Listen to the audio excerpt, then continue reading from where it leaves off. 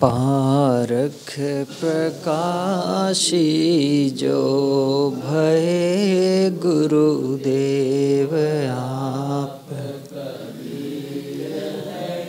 बंदों चरण तिनके भले जेहि प्रेम सद्गुण तीर हैं प्रेमी। चाल मन जो प्रेम दिल साचार है वही, शोध गही तब प्राप्ति होए स्थिति वह आप ही ने नाशि भ्रम मार्ग। ज्ञान का बीजक बनाया ग्रंथ जो सोई भया परमान का कबीर। नाम जेहि सोई जनाया जान का, को जो हान करी वही बंदी मम मन मान का। ज्ञान को जो हान करी मम मन मान का।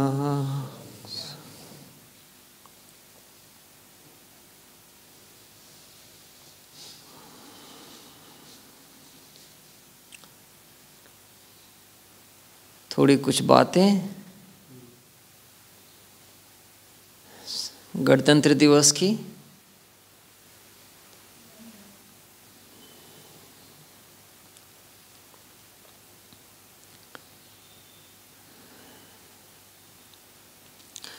पचहत्तरवां गणतंत्र दिवस आज मनाया जा रहा है। 1950 में आज ही के दिन भारत गणतंत्र बना था। गणतंत्र दिवस अलग है और स्वतंत्रता दिवस अलग है। आज़ादी 15 अगस्त 1947 को भारत को मिली थी। 15 अगस्त 1947 को। और जो हम गणतंत्र हुए वो 26 जनवरी 1950 के दिन हुए। तो स्वतंत्रता और गणतंत्र दिवस में भेद है। गणतंत्र का मतलब होता है लोगों का शासन, लोगों के द्वारा, लोगों के लिए। लोगों का शासन, लोगों के द्वारा और लोगों के लिए।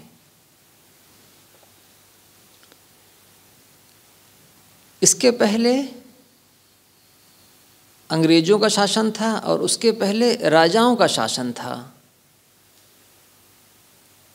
राजा अच्छा हो या कि बुरा हो, उसको एक बार वो गद्दी पर बैठ जाए तो हटाना आसान नहीं होता था। और राजा जब मरे, जब वो हटे, तब उसका बेटा अब वो राजा बना रहेगा। कब तक बना रहेगा? कोई उसका प्रावधान नहीं, कोई नियम नहीं था। कैसा भी हो, जनता पसंद नहीं करती है, निकम्मा है, काम नहीं करता, लेकिन बना रहेगा क्योंकि राजा का बेटा है। इसलिए राजा बनने के लिए योग्यता की दरकार नहीं है, बस किसी का बेटा होना पर्याप्त है। तो ये जो राजशाही थी, ये राजशाही के बाद गणतंत्र दिवस बना। तो गणतंत्र का मतलब होता है जो राज्य का जो मुखिया होगा वो जनता के द्वारा चुना जाएगा और वो एक निश्चित समय के लिए होगा। उसके बाद अगर जनता चाहेगी तो वो फिर से चुना जा सकता है, अन्यथा दूसरा आ जाएगा। इसमें चुने जाने का विधान था और अगर काम नहीं कर सके तो हटाए जाने का, हटा दिया जाएगा। तो ये जो देश के राष्ट्रपति होते हैं, जो प्रधानमंत्री होते हैं और उनकी जो मंत्रियों की परिषद होती है, ये सब जनता के द्वारा चुने हुए लोग होते हैं, चुनाव होते हैं। चुनाव इसके पहले नहीं होते थे। तो गणतंत्र का मतलब होता है आज़ाद तो हम हो चुके थे 1947 को, लेकिन हमारे पास किसका शासन होना चाहिए था ये निश्चित नहीं था। 26 जनवरी 1950 के दिन संविधान लागू हुआ था इस देश का। तो संविधान लागू हुआ तो जनता के द्वारा जनता के लिए काम शुरू हुआ और जब संविधान लागू हुआ तो उसके बाद ही फिर शुरुआत हुई किसकी? चुनाव की। अब थोड़ी सी बातें कुछ और पहले की। अंग्रेज इस देश में व्यापार करने आए, उनके पहले भी बहुत लोग आए थे। अंग्रेज तो अंतिम में आए। उनके पहले फ्रांसीसी आए थे हिंदुस्तान में व्यापार करने, उनके पहले पुर्तगाली आए थे व्यापार करने, उनके पहले डच आए थे। डच, पुर्तगाली, फ्रांसीसी, अंग्रेज, ये 4 विदेशी लोग हिंदुस्तान में व्यापार करने आए। अकबर का लड़का था जहांगीर, वो हिंदुस्तान का बादशाह था। तो एक पुर्तगाली टॉमस रो हिंदुस्तान में व्यापार करने के लिए आया। तो जब किसी को व्यापार करना होता तो पहले राजा से आज्ञा लेनी होगी कि हम आपके यहाँ व्यापार करना चाहते हैं, कुछ लाभ आपको देंगे टैक्स के रूप में, बाकी हम रखेंगे और आपकी जनता को नई नई चीज़ें देंगे। तो यहाँ तो फारसी बोली जाती थी और टॉमस रो जो है तो पुर्तगाली था। तो उसने एक आदमी को किराए पर रखा और आकर के बादशाह से बात किया। बादशाह ने कहा किस चीज़ का व्यापार करोगे? उसने कहा हुजूर हमारे यहाँ तंबाकू बनती है। तंबाकू क्या होती है? तो थोड़ा सा उसने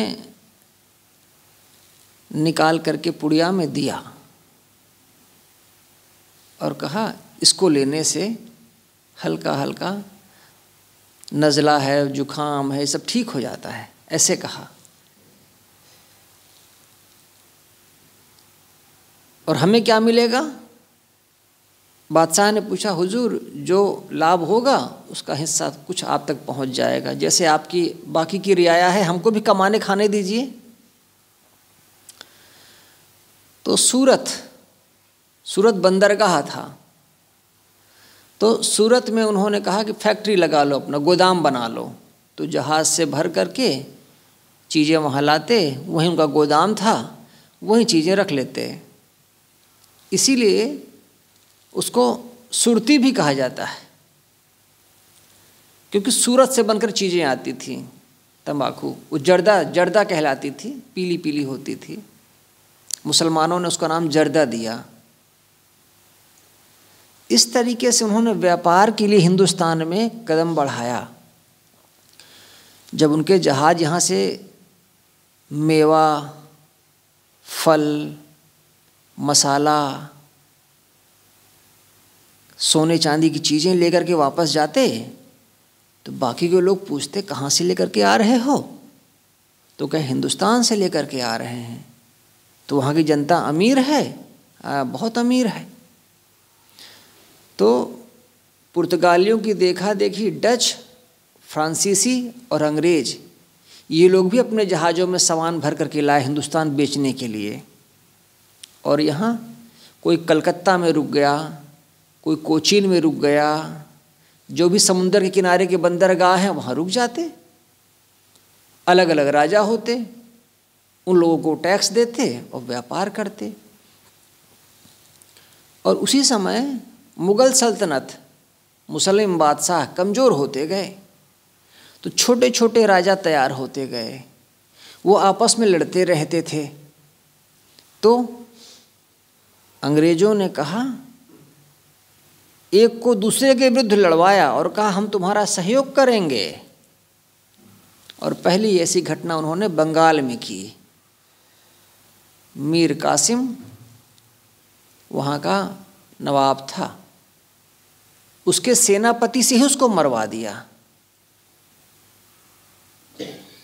इस तरीके से उन्होंने गंदी राजनीति शुरू कर दी। और फिर सत्ता धीरे धीरे अंग्रेज़ों ने अपने हाथ में ले ली। वो यहाँ व्यापार करने आए थे, बनिया बन कर के आए थे, और यहाँ वो राजा बन गए। और फिर धीरे धीरे करके उन्होंने हिंदुस्तान के अनेक रजवाड़ों को मजबूर कर दिया,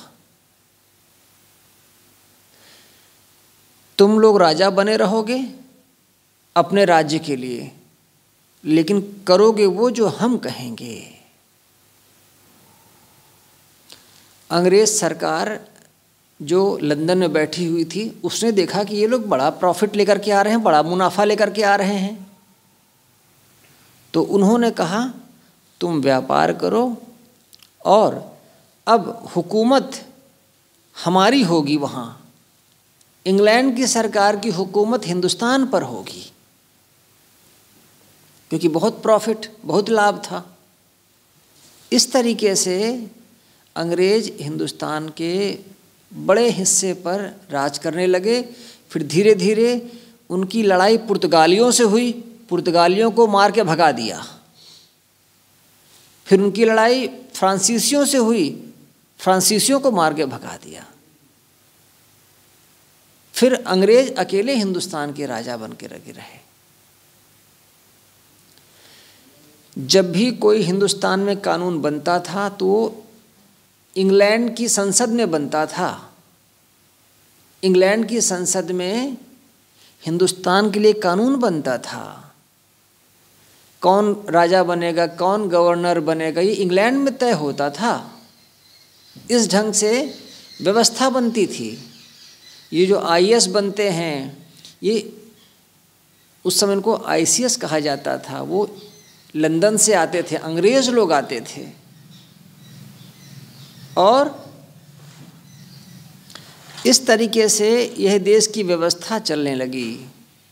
और यहाँ के लोगों ने फिर लड़ाई की, फिर उन्होंने विरोध करना शुरू किया अंग्रेज़ों का। तो एक लंबे विरोध के बाद वहाँ की एक सरकार थी, उन्होंने कहा अगर हम सत्ता में आते हैं तो हम हिंदुस्तान को आज़ाद कर देंगे।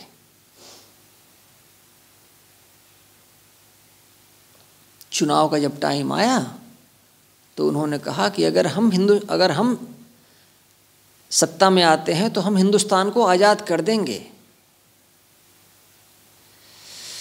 उसी समय विश्व युद्ध चल रहे थे। विश्व युद्ध में अंग्रेज़ों को बहुत मारा।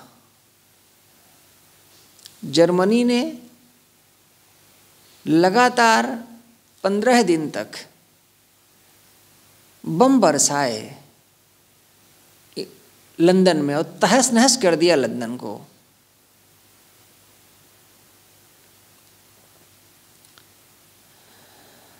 तो जो विरोधी पक्ष के नेता थे उनका नाम था एटली।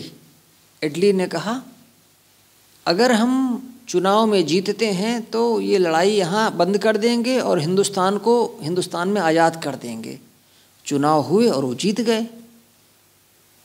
तो उन्होंने अपने 3 मंत्रियों को, कैबिनेट मंत्रियों को, बड़े मंत्रियों को हिंदुस्तान भेजा और कहा हिंदुस्तान की आज़ादी का काम शुरू किया जाए। 1945 की बात है।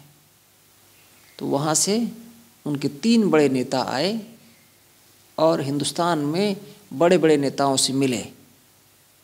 उन्होंने कहा आज़ादी आपको मिलेगी, लेकिन आपकी सरकार क्या होगी, आपकी नीतियाँ क्या होंगी, संविधान क्या होगा, कैसे चलाएंगे? जैसे पहले चलाते थे, राजाओं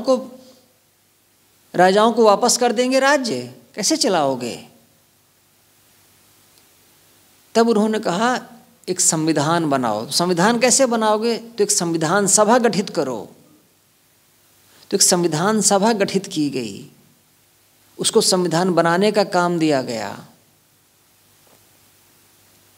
और एक सरकार बनाओ। उन्होंने कहा पहले से निश्चित कर लो कौन प्रधानमंत्री होगा, कौन रक्षा मंत्री होगा, कौन कृषि मंत्री होगा, ये सब निर्धारित करो, तब आज़ादी मिलेगी।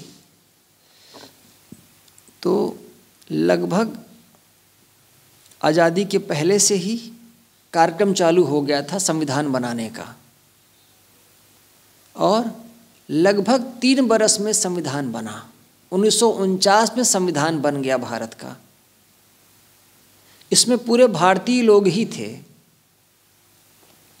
लगभग 390 लोग चुने गए थे संविधान सभा में। उस समय पाकिस्तान भी हिंदुस्तान का हिस्सा था, जिसे बांग्लादेश कहते हैं वो भी हिंदुस्तान का हिस्सा था। तो लगभग 389 लोग उस संविधान सभा के सदस्य चुने गए और कहा गया कि आप लोग संविधान बनाइए। 60 देशों के संविधान मंगाए गए और उन संविधानों में जो जो बात सबसे अच्छी लगती थी वो उन्होंने हिंदुस्तान के संविधान में शामिल किया। और इसमें सबसे जो महत्वपूर्ण भूमिका थी वो थी डॉक्टर भीमराव अंबेडकर की। बाकी लोग तो बड़े विद्वान नहीं थे, साधारण लोग थे। अंबेडकर संविधान विशेषज्ञ थे, तो उनका बहुत बड़ा योगदान, इसीलिए कहा जाता है कि संविधान बाबा साहेब अंबेडकर ने बनाया, अकेले नहीं बनाया। 389 सदस्य थे। लेकिन फिर देश का बंटवारा हुआ, कुछ लोग पाकिस्तान चले गए, कुछ पूर्वी पाकिस्तान चले गए, तो 290 लोग बचे। और जिस दिन संविधान में बन गया, साइन करने की बात आई, तो उसमें भी कुछ लोग मर गए थे, कुछ लोग बचे थे। उसमें महिलाएं भी थी, 15 महिलाएं थीं संविधान सभा में और कुल 284 लोगों ने दस्तखत किए थे। 13 किलो का संविधान बना था। जब ये देश में संविधान बना था तो 13 किलो का था।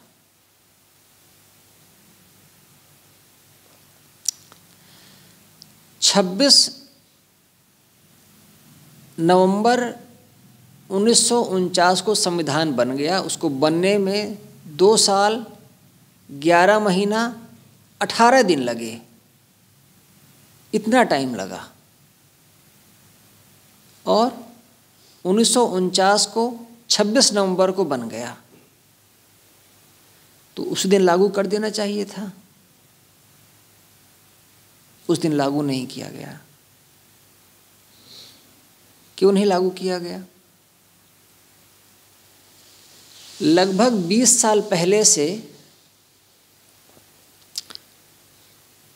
कांग्रेस का अधिवेशन हुआ करता है। कांग्रेस की जो वार्षिक मीटिंग हुआ करती है उसको अधिवेशन कहा जाता है। जैसे हमारे यहाँ ये जो अधिवेशन कहा जाता है ना, वार्षिक अधिवेशन, ये कांग्रेस का ही शब्द है। कांग्रेस के नेताओं की जो सालाना मीटिंग हुआ करती थी उसको अधिवेशन कहा जाता था। तो लाहौर में, जो पाकिस्तान में पड़ता है, बहुत सुंदर एक शहर है, रावी नदी के किनारे, वहाँ कांग्रेस का अधिवेशन हो रहा था। तो नेहरू जी ने घोषणा कर दी कि हम स्वाधीन हो जाएंगे, अगले बरस हम स्वाधीनता दिवस मनाएंगे 1929 में उन्होंने कहा था। और अगले 26 जनवरी 1930 को हम स्वाधीनता दिवस मनाएंगे। तो आज़ाद तो नहीं हुए, लेकिन कांग्रेस वाले 26 जनवरी 1930 को स्वाधीनता दिवस मना दिए और तिरंगा झंडा टांग दिए। और तब से वो हर साल मनाते थे स्वाधीनता दिवस। स्वाधीन नहीं हुए, लेकिन स्वाधीनता दिवस वो हर साल मनाते थे। कांग्रेस की परंपरा हो गई, 26 जनवरी को मनाते थे। तो सन 30 से मना रहे हैं हर साल स्वाधीनता दिवस, स्वाधीनता दिवस। तो जब 26 नवंबर 1949 को संविधान बन गया तो लागू नहीं किया गया। ये इसलिए नहीं लागू किया गया कि अगले साल 26 जनवरी को जब हम स्वाधीनता दिवस मनाएंगे उस दिन इसको लागू कर देंगे। तो इतने वर्षों से हम मनाते रहे स्वाधीनता दिवस, वो अमर हो जाएगा। ऐसा सोच करके 26 जनवरी 1950 आज ही का वो दिन था। 74 साल पहले संविधान देश को समर्पित किया गया। हम भारत के लोग भारत को यह संविधान देते हैं। और उसके बाद से फिर चुनाव हुए संविधान के तहत। इस देश में सबसे बड़ा कौन है? राष्ट्रपति, प्रधानमंत्री, सेना के मुखिया कि जज? सबसे बड़ा कौन है? कोई नहीं है। सबसे बड़ा इस देश का संविधान है। संविधान ने ताकत दी है राष्ट्रपति को, प्रधानमंत्री को, सेना को। और संविधान से बढ़कर के इस देश में कुछ नहीं है। संविधान में फेरबदल कर दोगे तो राष्ट्रपति सैनिक हो जाए, संविधान में फेरबदल कर दोगे तो प्रधानमंत्री जीरो हो जाए। जब 1950 में हमने संविधान लागू किया तो जो संसद है जहाँ लोग बैठते हैं उसका सबसे बड़ा हॉल है, उसी हॉल पे लोग बैठे थे। और ये कहा गया कि देश आज से गणतंत्र के रूप में स्थापित किया जा रहा है। उसके पहले क्या होता था? जब हम गणतंत्र नहीं हुए थे तो जो हमारा मुखिया था वो अंग्रेज राजा ही हुआ करता था। जब हम आज़ाद हो गए 1947 में, तब भी जो हमारा मुखिया था वो किंग जॉर्ज ही हुआ करते थे, अंग्रेज नाम मात्र को। 47 में हम आज़ाद हो गए, लेकिन संविधान नहीं था हमारे पास। तो बिना संविधान के तुम्हारा मुखिया कौन? तो मुखिया हमारा उस समय तक इंग्लैंड का राजा या इंग्लैंड की रानी वही हुआ करते थे। जिस दिन संविधान लागू हुआ उस दिन के बाद हमारा मुखिया हमारा राष्ट्रपति होने लग गया। और डॉक्टर राजेंद्र बाबू वही हमारे मुखिया हुए। उसके पहले तक इंग्लैंड का बादशाह यहाँ का बादशाह हुआ करता था, उसके नाम के सिक्के चलते थे। और वो तो कभी आता नहीं था। एक बार आया 1911 में। 1911 में जब वो आया, आप लोग वहाँ गए होंगे, मुंबई में गेटवे ऑफ इंडिया बना है समुंदर के किनारे, उसी जगह वो उतरा था। उसकी स्मृति में बनाया गया था गेटवे ऑफ इंडिया। गेट, प्रवेश द्वार भारत का। महाराजा थे, उस जगह उतरे थे। और वो आए, कलकत्ता गए तो उन्होंने घोषणा की कि हिंदुस्तान की राजधानी कलकत्ता से अब दिल्ली की जा रही है। एक बार आया अंग्रेज राजा, बस, दोबारा हिंदुस्तान में नहीं आया। वही आया तो उसी ने घोषणा किया कि कलकत्ता से राजधानी दिल्ली स्थानांतरित की जा रही है, ट्रांसफ़र की जा रही है। फिर दिल्ली में बिल्डिंगें बननी शुरू हुई, 20 साल तक बनती रहीं। तब जाकर के कलकत्ता से दिल्ली ट्रांसफ़र हुई। अंग्रेज बादशाह एक ही बार हिंदुस्तान आया तो यहाँ शासन कौन करता था? उसके नाम पर उसका एक प्रतिनिधि यहाँ आता था, उसको वायसराय कहते थे, वायसराय और गवर्नर जनरल। तो जब देश आज़ाद हुआ तो वायसराय का पत्ता कट गया, वायसराय नहीं रहेगा। गवर्नर जनरल कौन बनेगा? कोई हिंदुस्तानी ही बनेगा अब। तो सी राजगोपालाचारी, चक्रवर्ती राजगोपालाचारी दक्षिण भारतीय थे, उनको पहला गवर्नर जनरल बनाया गया हिंदुस्तान का। जिस दिन संविधान लागू हुआ उस दिन से अंग्रेज राजा का नाम यहाँ से कट गया, उसका जो वायसराय होता था उसका नाम कट गया। तब राष्ट्रपति इस देश का मुखिया हो गया और उसी का नाम यहाँ चलने लग गया।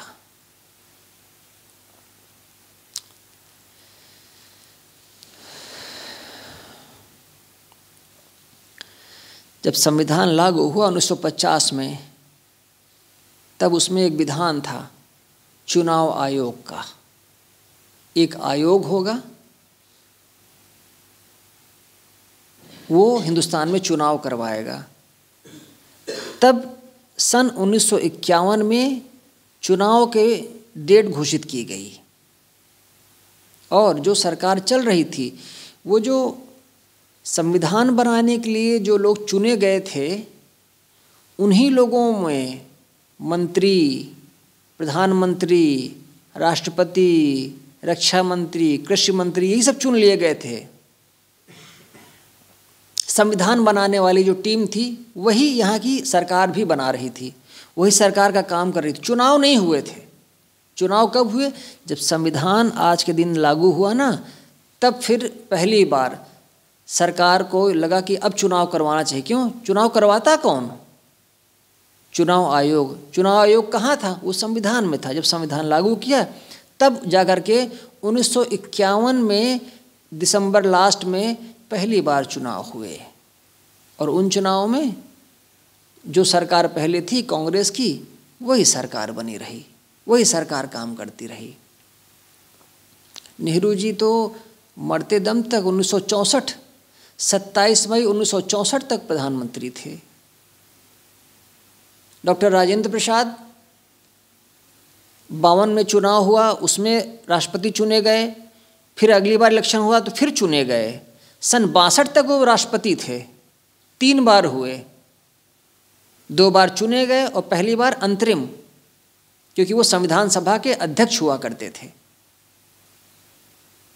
तो जब देश में संविधान लागू हुआ तब जाकर के ये देश गणतंत्र हुआ। बहुत से लोग थे, राजा थे, वो कहते थे ये हमारी ज़मीन है, ये हमारी रियासत है, हम यहाँ के राजा हैं, हम किसी मुख्यमंत्री को नहीं मानेंगे।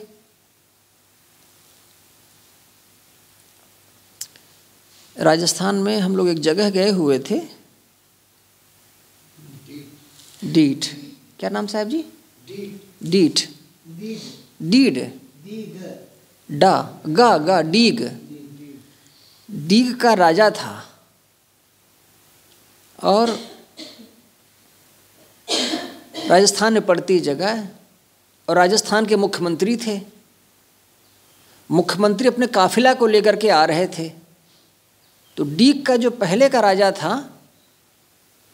उसने कहा, मैं यहाँ का राजा हूँ, मुख्यमंत्री मुझसे बड़ा है क्या? और वो अपनी कार लेकर के मुख्यमंत्री के काफिले के सामने जाकर खड़ा हो गया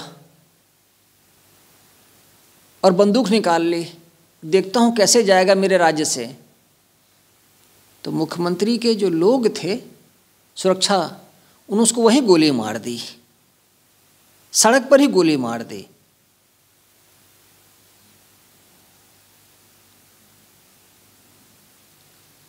उसका महल है, उसकी सेना है, उसके लोग हैं, सब कुछ है, लेकिन तो मुख्यमंत्री से तो नहीं टकरा सकते, वहीं पर गोली मार दी। सड़क के एकदम बगल में ही मारे थे, वहाँ पर एक छोटा सा स्मारक उसके लोगों ने बनाया है।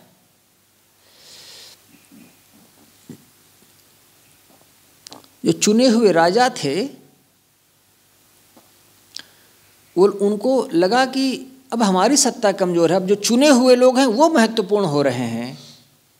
तो संविधान का मूल्य यही है कि इस देश में जो पहले राजा हुआ करते थे वो राजा खत्म हो गए, अंग्रेज बादशाह थे वो अंग्रेज़ों की सब कुछ चली गई चीज़ें, और हमारे पास क्या था, पहली बार लगा कि आम जनता, सामान्य लोग वो मुखिया बन सकते हैं। राजेंद्र बाबू बड़े साधारण जगह के थे। नेहरू जी तो खैर धन धान्य से संपन्न थे, उनकी तो कोई बात नहीं, लेकिन नेहरू जी के बाद जो हुए लाल बहादुर शास्त्री, उन्हें गुदड़ी का लाल कहा जाता है। गुदड़ी माने जिसने रजाई ना ओढ़ी हो, कभी गुदड़ी से काम चलाया हो, ऐसा गरीब आदमी था, वो देश का प्रधानमंत्री बना। तो संविधान लागू करने से ये हुआ कि जनता ने चुनाव में वोट देना सीखा। अभी कितना हो पाया, वास्तविकता कितनी हो पाई, ये अलग बात है। ग्वालियर घराने के जो माधवराव सिंधिया की फैमिली है, जिनका बेटा ज्योतिराव सिंधिया वही बीजेपी में नागरिक विमानन मंत्री है। जब 1857 की लड़ाई हुई थी, रानी की झांसी रानी लक्ष्मीबाई अंग्रेज़ों से लड़ रही थी, तो इसी सिंधिया ने अपने सैनिक भेजे थे अंग्रेज़ों की मदद के लिए।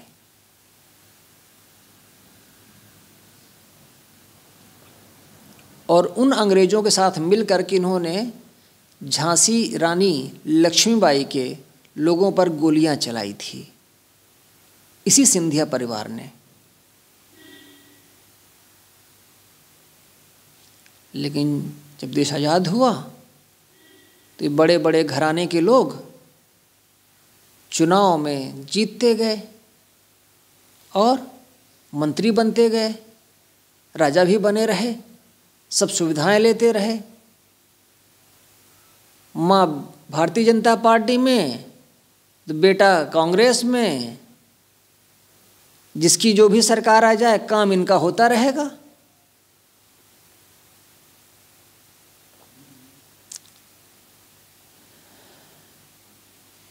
सरकार कोई भी आए, इन राजाओं की मनमानियां चालू थी, भोग विलास चालू था।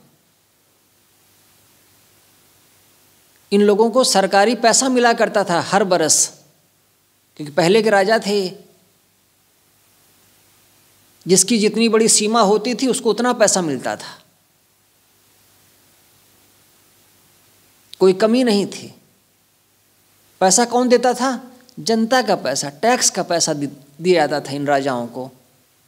1971 में मिसेज इंदिरा गांधी जब प्रधानमंत्री थी तो उन्होंने उसको ख़त्म कर दिया। उनका बहुत दिन तुम खा चुके हो, अब नहीं देंगे। पेंशन मिलती थी, बड़ी पेंशन मिलती थी, करोड़ों करोड़ों की पेंशन मिलती थी, सब खत्म एक झटके में। तो शौक उनके सब नवाबी, अब पैसा कुछ नहीं। तो फिर कमज़ोर हुए राजा लोग। अब तो राजाओं की हालत ऐसी है कि उनके महल तो हैं बीघों में और उनके पास इतना पैसा नहीं है कि उसकी पुताई करवा सकें। तो जनतंत्र से मैं कई बार सोचा करता हूँ, राजा लोग कभी सोचे होंगे एक दिन ऐसा भी आएगा कि हम लोग नहीं रहेंगे, जनता भर रहेगी? कोई सोचा रहा होगा? दिल्ली में मुसलमानों के बादशाहों के बच्चे रिक्शा चलवाते हैं और उससे गुजारा करते हैं।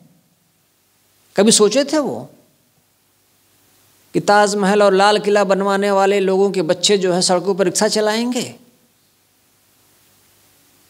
ये शक्ति जनतंत्र में ही है, ये शक्ति संविधान में ही है। एक चीज़ गलत होती जा रही थी, वो थी परिवारवाद। जैसे बनिया का बाप, बनिया का बेटा बनिया होगा, वैसे ही नेता का बेटा नेता, अब उसमें योग्यता है कि नहीं है नेता बनने की, लेकिन उसको ज़बरदस्ती वहाँ पर स्थापित कर दिया जाएगा, ये चीज़ गलत हो रही थी। पहली बार ऐसा हुआ है कि एक ऐसा आदमी सत्ता के केंद्र में आया है, प्रधानमंत्री बना है, जिसका कोई बैकग्राउंड नहीं है कि उसके बाप दादा राजनीति में थे। पहली बार वो ऐसा एक आदमी आया है जो अपने दम पर आया है, अपनी मेहनत से यहाँ तक पहुँचा है, इसलिए लोगों का उस पर विश्वास है।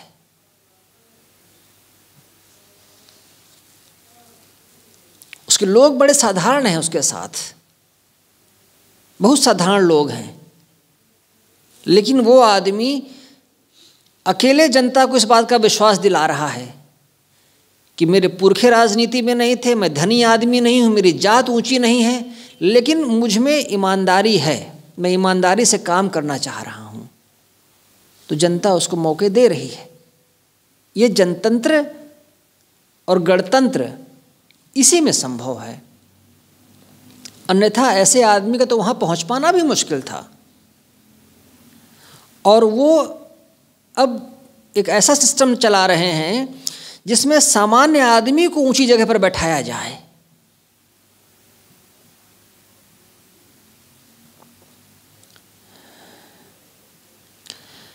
मध्य प्रदेश में अभी चुनाव हुए, एक मोहन यादव नामक एक आदमी को मुख्यमंत्री बनाया गया।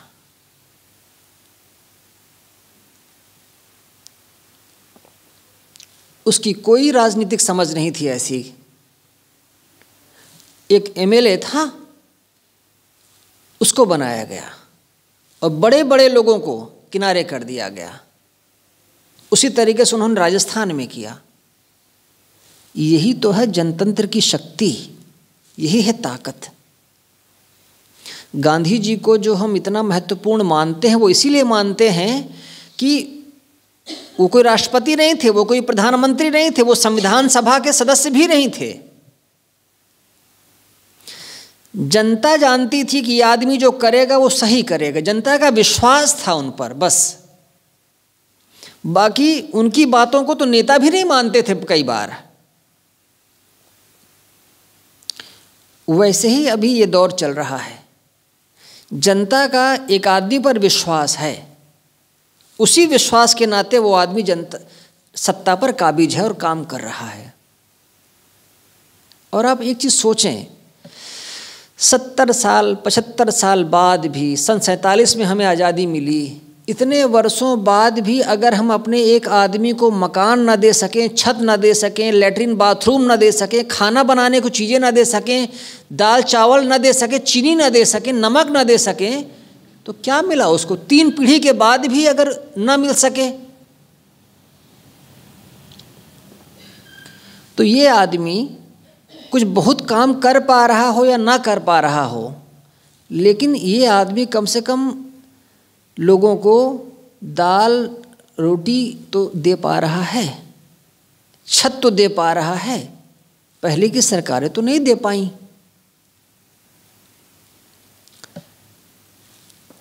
कांग्रेस ने लगातार गवर्न किया इस देश को, और बहुत तरीके से किया, इसमें कोई दो राय नहीं, बहुत अच्छे तरीके से किया। लेकिन एक गलती ये हो गई कि कांग्रेस का कोई अल्टरनेटिव नहीं आ पाया था। अगर कांग्रेस नहीं तो फिर कौन? ये पहली बार ये सरकार आई है, उसने सिखाया है, उसने दिखाया है लोगों को कि अगर कांग्रेस नहीं भी रहेगी तो भी यह देश चलेगा। ऐसा नहीं कि कांग्रेस खत्म तो देश खत्म। तो ये बड़ी सकारात्मक चीज हुई है। ऐसा नहीं है कि प्रधानमंत्री गए तो उनकी बेटी बनी, बेटी गई तो फिर उनका बेटा बना, अब बेटा गया तो फिर बेटा बने। ऐसा नहीं, ये गणतंत्र है, ये लोकतंत्र है, कोई भी बन सकता है, बस जनता का उस पर विश्वास होना चाहिए। इस सरकार की कुछ नीतियों से लोग असहमत हो सकते हैं, लेकिन ये बड़ी छोटी चीज़ें हैं। अब जैसे मैं कहूँ अगर मंदिर का नाम लूँ, मंदिर का मसला कोई बहुत बड़ा मसला नहीं है। इस देश में 80 करोड़ हिंदू हैं, वो चाहते हैं कि अयोध्या हिंदुओं की नगरी है, वहाँ पर हमारे राम का मंदिर हो जाए, तो कौन सी ऐसी बड़ी बात हो गई उसमें? बना देने दो मंदिर, करने दो, ये तो कोई मुद्दा नहीं बहुत बड़ा। 70 एकड़ की ज़मीन है अयोध्या में, वो राम मंदिर के लिए दी गई है। 70 एकड़ में 7 एकड़ में मकान बना है, मंदिर बना है, और एक अच्छी ज़मीन अयोध्या में ही मुसलमानों को दी जा रही है, वहाँ पर मस्जिद बनाए, मुसलमान जाएं अपने मस्जिद में, हिंदू जाएं अपने मंदिरों में। इसमें कौन सी ऐसी गलत बात हो गई या कौन सी ऐसी बहुत बड़ी बात हो गई? लेकिन इस बात को बहुत तूल दिया गया। इतना तूल देने की ज़रूरत नहीं है, साधारण सा काम है। जो ये देश 70-75 वर्षों में यहाँ तक पहुँचा है, वो कांग्रेस ही लेकर के आई है। उनकी अनदेखी नहीं की जा सकती है। जो उन्होंने संस्कृति विकसित की है, जो समाज विकसित किया है, ये उन्हीं की देन है।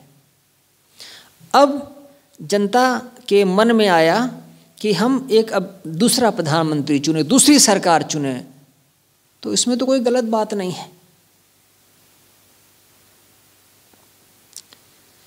यह सिर्फ जनतंत्र में ही, लोकतंत्र में ही संभव था, वरना तो राजाओं के दरबार में जो भी विरोध करता था उसका सिर कलम कर दिया जाता था,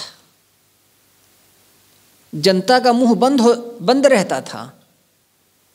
ये संविधान की ही ताकत है।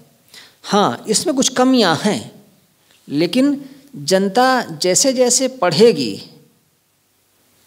सफदर हाशमी एक कलाकार थे, 34 साल के थे, एक नाटक कर रहे थे, सड़क के किनारे नाटक करवाते थे, वो सामाजिक नाटक होते थे। तो एक नेता का काफिला निकल रहा था, तो जनता वहाँ बैठी हुई थी। दिल्ली की घटना है। तो उस नेता के गुंडों ने कहा, ये सब हटाओ अपना एक तरफ। उन्होंने कहा, छोटा सा नाटक है, 10 मिनट में पूरा हो जाएगा, आप निकल जाइएगा। गोली मार दी उसको वहीं पर। बहुत इंटेलिजेंट आदमी था, वहीं पर गोली मार दिया उसको। कुछ भी नहीं समझे गुंडे लोग। कांग्रेस का नेता था, विधायक था वहाँ का, उसके लोगों ने गोली मार दी सफदर हाशमी को। और सफदर हाशमी क्या कहा करते थे? पढ़ना लिखना सीखो वो मेहनत करने वालों, पढ़ना लिखना सीखो वो मेहनत करने वालों। काखा गाघा को हथियार बनाकर लड़ना सीखो, अलिफ को पढ़ना सीखो। पढ़ना लिखना सीखो घर बनाने वालों, पढ़ना लिखना सीखो सड़क बनाने वालों।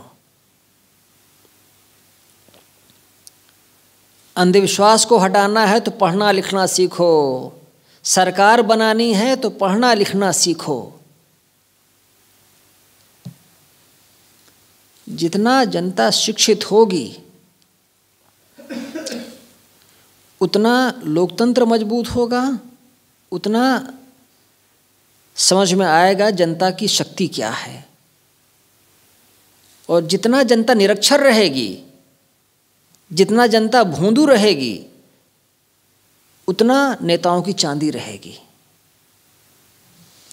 आप दिल्ली जाएं और दिल्ली देखें,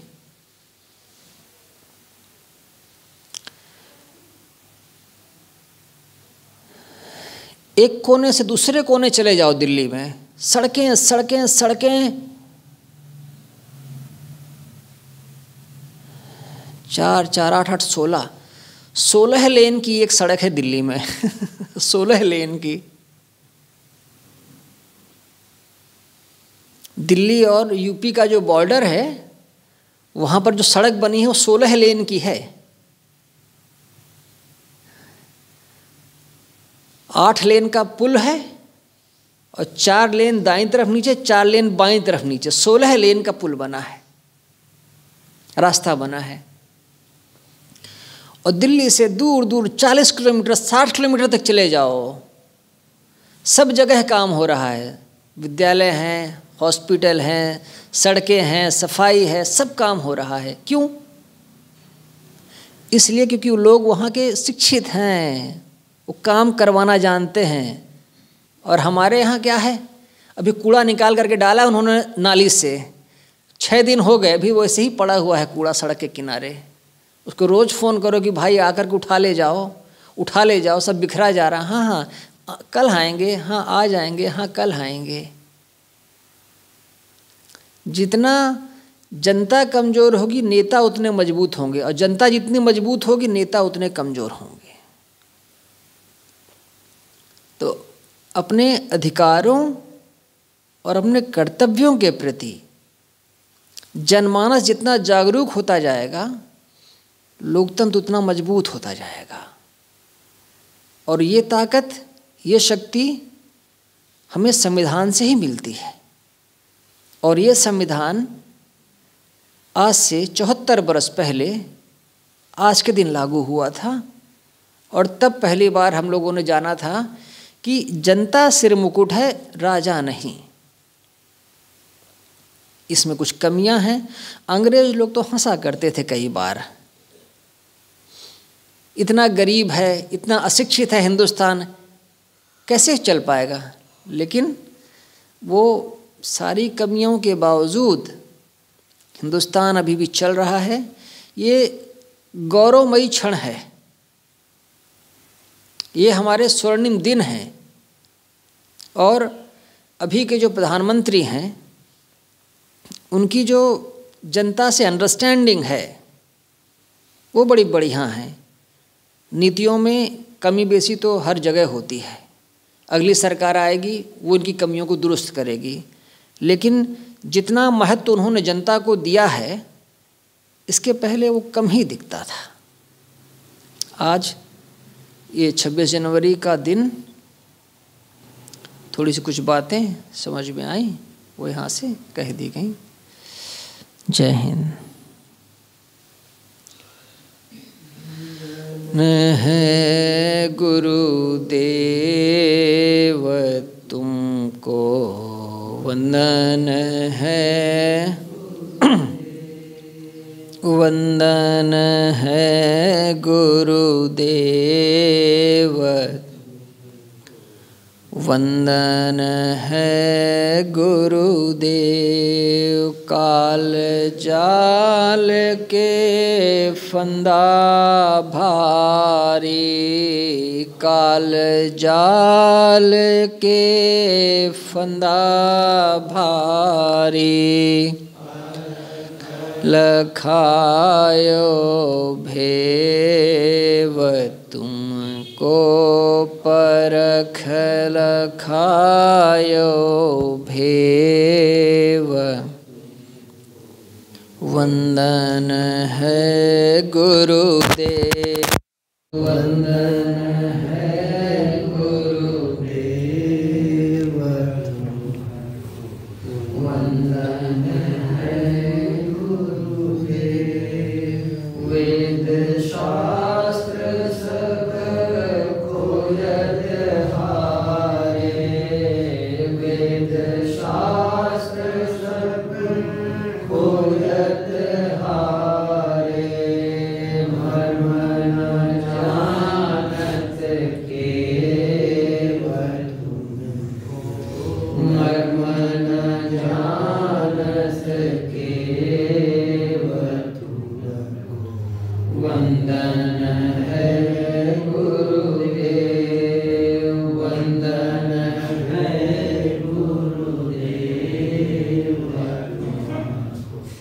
वंदन है गुरुदेव।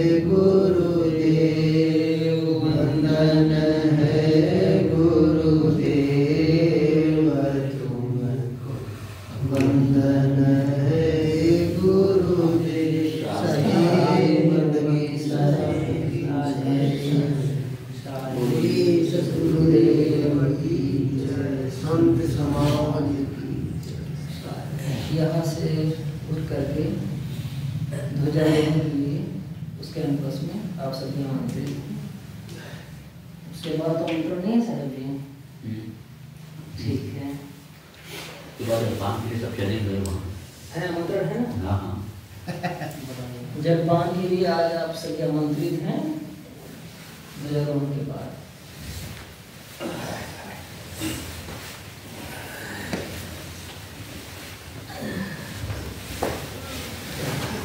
इसे कैसे बंद करते हैं सर? कहाँ से?